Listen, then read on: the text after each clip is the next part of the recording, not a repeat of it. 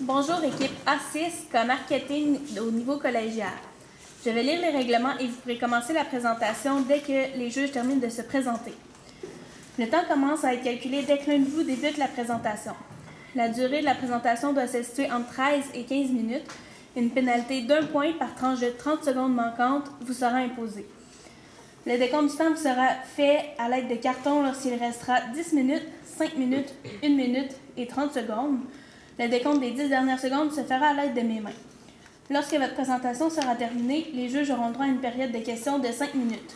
J'invite maintenant les juges à se présenter. Bonjour, je m'appelle Chloé Bélanger, je suis directrice adjointe des ressources humaines pour le Centre financier SFL Cité Montréal.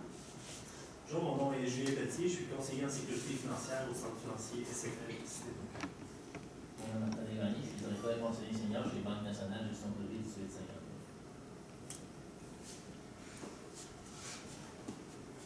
Donc, Coco Chanel a dit, afin d'être irremplaçable, il faut être différent. Donc, par son audace, elle a su se réinventer et graver son nom parmi les grandes étoiles montantes de ce monde. Nous sommes inspirants. Donc, Laurent Toussignan, Simon Carpentier ainsi que moi-même, Mégane Lemieux, sommes ici aujourd'hui afin de vous présenter des stratégies efficaces afin de réinventer le monde du recrutement. Alors, êtes-vous prêts à faire le voyage avec nous?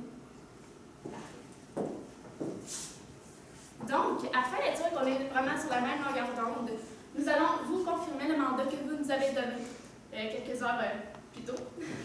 Nous allons vous expliquer en fait votre situation actuelle. Nous allons vous présenter nos stratégies qui sont efficaces et qui vont vraiment atteindre vos objectifs. Nous allons également vous présenter nos stratégies sur un échéancier et nous allons vous présenter le budget parce qu'on sait que toutes les stratégies engendrent des coûts malheureusement. Donc, au niveau du mandat, c'est un mandat en 2 volets que vous nous avez donné. Le premier volet, c'était améliorer le marketing RH déjà en place. C'est un volet qu'on va voir un peu aussi dans les stratégies marketing qu'on a tantôt. On a un autre volet qui était attirer les employés de demain dans votre entreprise. Vous allez voir, on a des super bonnes stratégies pour combler ce problème-là, qu'on peut dire, ce mandat-là.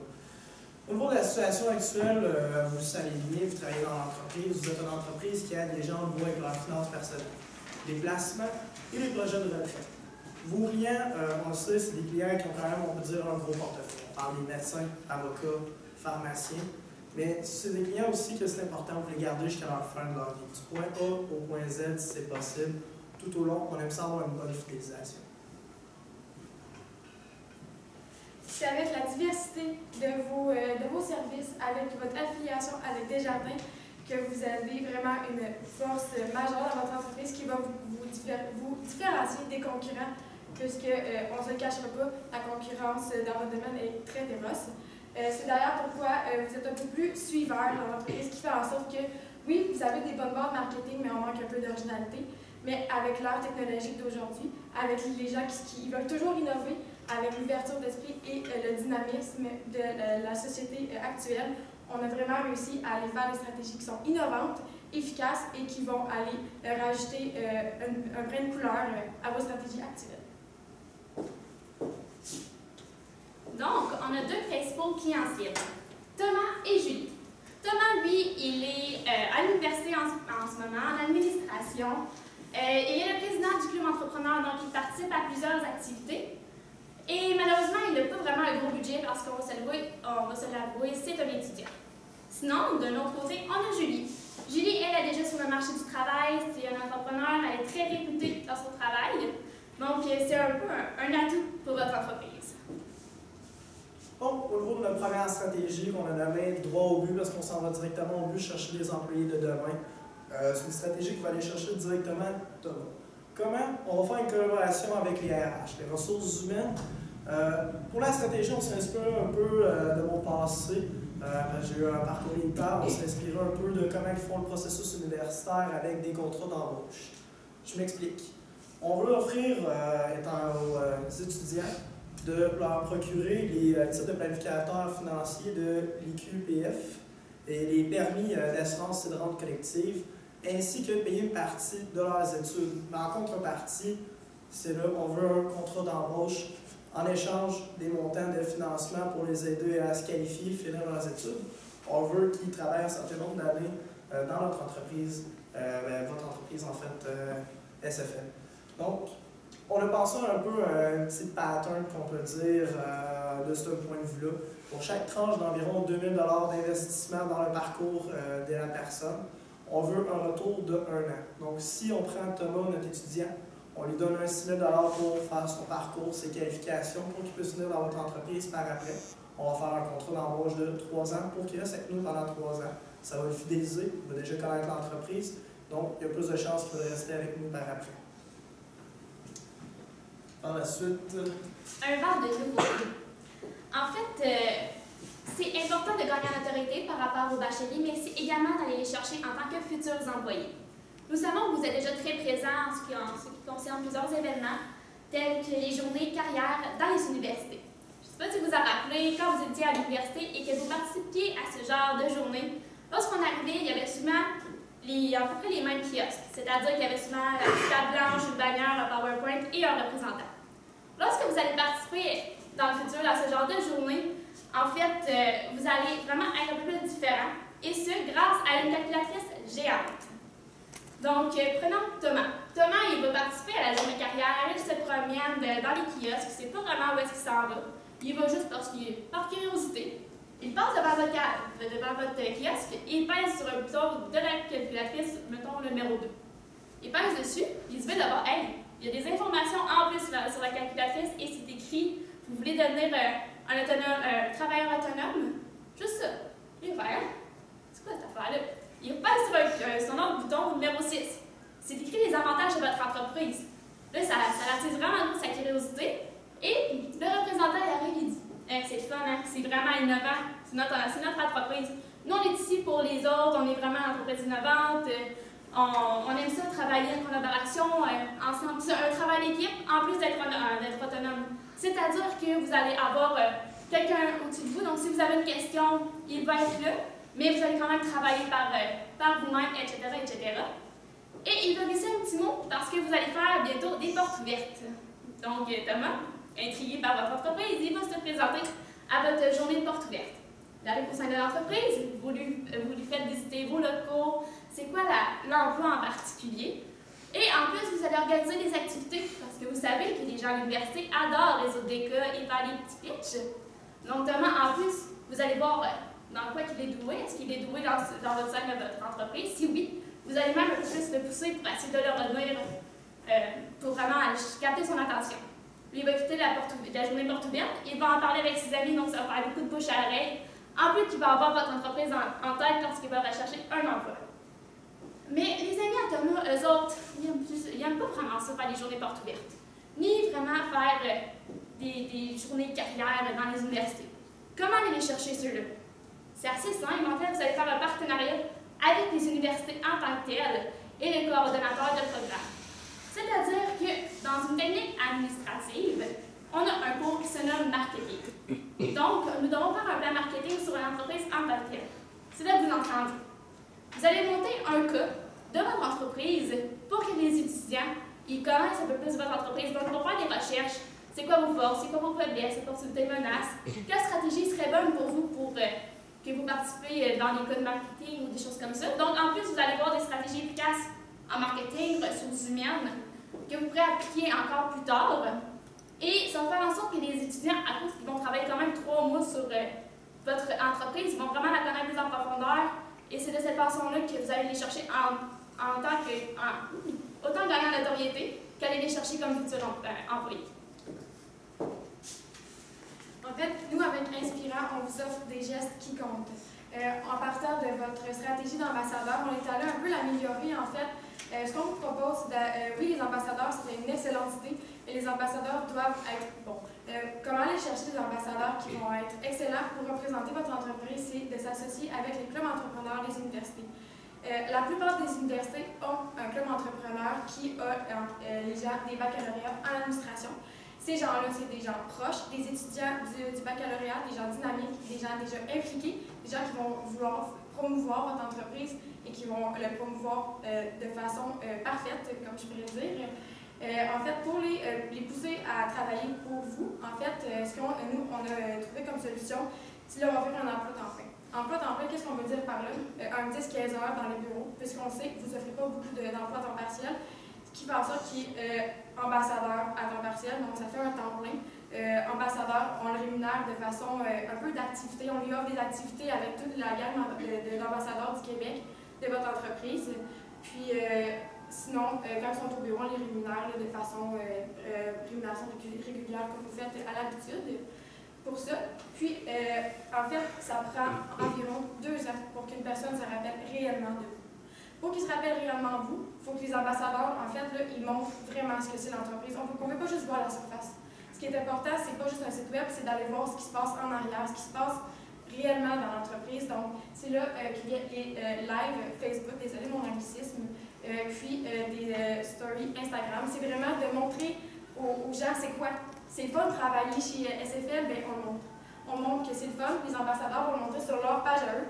Donc, ça va cibler directement les étudiants d'administration, ceux que vous voulez actuellement. Ça va les cibler. Donc, ça ne sera pas un déclare si on le met sur la page Facebook de SFL, par exemple. C'est sûr que c'est une bonne idée, mais pour cibler davantage, on va aller avec cette situation-là. Puis aussi, les gens comme Julie, il ne faut pas les oublier. Les gens qui sont déjà employeurs pour notre entreprise, mais qui sont reconnus pour être les meilleurs, il ne faut pas les oublier. C'est pour ça qu'on utilise la technique chasseur de tête. Sûrement que vous connaissez ça beaucoup. Oui, c'est peut-être dangereux d'aller dans cette situation-là, mais comme on l'a dit tantôt, si on va être les leaders, il faut avoir les meilleurs. Donc, si on veut les meilleurs, il faut vraiment aller les chercher avec des avantages concurrentiels. Si on leur offre meilleur qu'est-ce qu'ils ont, pourquoi ils ne viendraient pas travailler avec nous? Donc, c'est vraiment d'aller chercher les meilleurs parce que oui, les étudiants, c'est important. Il faut pas oublier l'expérience parce que l'expérience aussi, ça amène quelque chose de différent dans cette entreprise. C'est ici. Pour l'échéancier, en fait, je vais y aller quand même rapidement. Évidemment, pour tout ce qui est université, c'est vraiment d'y aller de septembre à avril. On vous propose de commencer là, dès maintenant, d'aller voir les partenaires, d'aller voir les universités pour créer les cas. Pour les portes ouvertes, en fait, ça va être vraiment mars et novembre, puisque c'est un peu les moments où dans les 2 sessions d'université que les gens vont commencer à aller chercher plus des stages. C'est sûr qu'on ne conseille pas la fin de session parce que les gens sont beaucoup trop occupés pour se préoccuper des entreprises qui viennent vers eux pour cette situation-là. Pour ce qui est de droit au but, évidemment, c'est vraiment là aussi de septembre à avril. C'est les temps universitaires. Chasseur de tête, c'est à l'année longue. À l'année longue. Dès que vous entendez parler qu'une personne se démarque dans une entreprise, dans les 5 à 7, on rencontre des gens, on réseaute, c'est là qu'on sait, hey, cette personne-là se démarque, je la veux dans mon entreprise, bien, on va la chercher tout de suite, on cogne aux portes, on fait des téléphones pour aller les chercher. C'est la meilleure façon d'aller les chercher, puis ça coûte quasiment rien. C'est vraiment ça. Pour l'échéancier, si jamais vous avez des interrogations, on en parlera plus tard. Au niveau du budget, en ce moment, recruter des personnes, c'est comme un peu un container. Plus qu'on va investir dans notre recrutement, plus que ça va être efficace. Donc, c'est pour ça qu'on vous propose un projet d'investissement sur 100 000 ça paraît quand même un gros montant, mais vous allez voir, ça se répartit quand même assez bien. 65 du montant sont de la première stratégie de droit au but. Pourquoi? Parce que pour payer les études des gens, leur permis, leur titre, bon, ça prend quand même un bon montant, c'est pas des choses données. Donc, on compte investir 65 000 au niveau de ce titre-là pour recruter les gens dans la stratégie numéro 1. Stratégie numéro 2, pour mettre en place les cas universitaires, les portes ouvertes, la calculatrice géante, toutes ces choses-là, on accorde 25 du budget, donc 25 000 pour mettre en place les choses, commencer tout de suite en septembre pour que les gens commencent tout de suite à entendre parler de votre entreprise. Pour la dernière stratégie, on pense pour 10 du budget, donc 10 000 pour financer les chasseurs de tête et payer un peu les ambassadeurs l'honoraire. Donc, c'est sûr qu'on ne va pas avoir 500 ambassadeurs, on le sait. Donc, on accordait 10 du budget à ce titre. Donc, oui, c'est important de miser sur le marketing, sur le recrutement, sur la communication, mais il faut penser aussi comment on va se distinguer par rapport à nos compétiteurs. Les jeunes aujourd'hui, on a de la misère de rester cloîtrés dans un petit bureau à juste travailler. C'est pourquoi on doit avoir un univers un peu plus coloré, un peu plus ouvert, en fait. Et c'est de cette façon-là qu'on va un peu sur la vision d'avenir, donc changer un peu vos locaux pour qu'on soit plus capable de penser à être un peu plus imaginatif, créatif. Et ensuite, quand vous avez un peu changé vos locaux pour aller chercher des jeunes d'aujourd'hui, vraiment le promouvoir, ça serait important. Donc ce volet-là, ce serait plus dans vision d'avenir, donc quand vous avez le budget pour, quand vous avez le temps à investir aussi, parce que c'est important. Donc, nous allons faire aujourd'hui des stratégies vraiment efficaces avec une petite touche d'originalité pour vraiment atteindre vos objectifs. Nous avons basé le tout sur un fondement solide et stratégique. Donc, nous sommes excusez, une entreprise aujourd'hui et c'est nous qui avons les réponses pour atteindre vos objectifs de façon efficace. Maintenant, laissons place à vos commentaires. J'ai une question pour la stratégie droit au but. Vous savez, nous, chez SFL, on est des travailleurs autonomes, principalement, les conseillers sont tous travailleurs autonomes. Donc, c'est sûr que tout ce qui est liberté, liberté de pratique, des choses comme ça, c'est quand même des points qui sont importants pour les futurs conseillers chez nous. Je voudrais savoir comment vous positionnez le fait que, par exemple, d'avoir des contrats qui lient mettons, la recrue pendant X nombre d'années, dépendant des montants, juste pour voir pas que ça entre en contradiction un peu avec l'esprit de liberté qu'on va chercher chez nos candidats. C'est sûr que c'est un peu, j'ai encore revenir au passé militaire, la liberté c'est quelque chose d'important aujourd'hui. Donc c'est sûr que la personne, un coup qu'elle a signé le contrat, n'est pas liée de ça à vous. Elle a toujours une manière, qu'on peut dire, de s'échapper, de s'en sortir si jamais c'est pas quelque chose qui peut. C'est sûr que par exemple, ça va jouer sous forme de remboursement. Elle peut défaire le contrat à tout moment, sous remboursement du montant investi que vous avez mis depuis le début. Donc, si on reprend Thomas encore, vous avez mis 6 000 dedans. Lui, il fait, on va dire, 1 an et demi chez vous, 2 ans. Donc, il est rendu avec, on dit 4 000 de remboursés. Finalement, il veut plus, il veut défaire le contrat d'embauche, on peut dire. Il le fait, il reste juste le dernier montant parti qui est juste à rembourser. Puis après, il va être correct pour partir, si jamais c'est le point qu'il veut se défaire. OK, merci. Ça répond à votre question? Notre exemple de Thomas qui aime bien les choses, sauf que sa faiblesse, c'est au niveau de la vente. Est-ce qu'il y a quelque chose de prévu au sein du programme pour l'aider à développer ce côté-là?